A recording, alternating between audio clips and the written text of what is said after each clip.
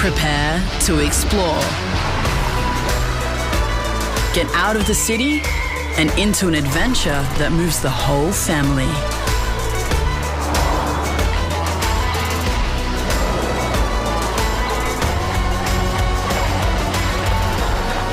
Prepare to be moved. The all-new Nissan X-Trail.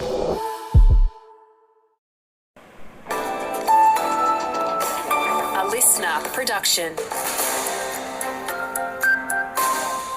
A new healthcare game changer is on the way. Substance misuse Limestone Coast throws its support behind a proposed rehab facility, and locals come together to call for radiotherapy services.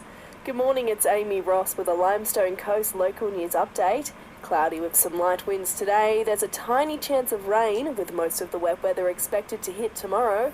We're heading for a top of 15 in Mount Gambier and 14 in Robe.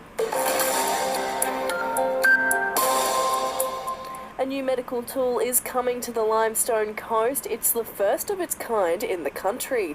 It's a medical alert bracelet or necklace with a QR code attached to it, giving paramedics the option to pull up your medical history instantly. Spokesperson Chris Radbone says he hopes it will save lives. The paramedics have gone, wow, this is fantastic, this really helps us do our job. We can actually get the instant information to help us look after the patients.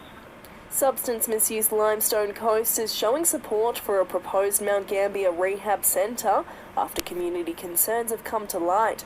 Project manager Sophie Boucher says it's unfortunate to see misinformation about the facility because it's a health service that's needed in the local community. Locally based detox and rehab were both highlighted as major service gaps during our first regional summit. Mount Gambier has now really fortunate enough to receive funding for this next important step in being able to provide a continual service of care for our local community. The Sir Robert Helpman Theatre was filled out last night as locals threw their support behind the radiotherapy working group. Opposition leader David Spears was in attendance. He was joined by Barker MP Tony Pazin. Mr Pazin says the forum hosted a passionate crowd who want to see radiation treatment services available locally. Good news from yesterday, the two people missing from the Limestone Coast have been found. 14-year-old Bruce was located safe and well, while 47-year-old Joseph was found safe in Narracourt. East of the border, the Victorian Premier is set to be summoned to Canberra to answer a Senate inquiry around the Commonwealth Games debacle. The probe will look at the decision by Spring Street to cancel the Games, which was made after internal figures estimated the cost had risen to $7 billion. The hearings are due to start late next month. It's hoped construction at Centenary Park in Lucindale will wrap up by the end of next week. Concrete will be poured today, with picnic settings installed in future days.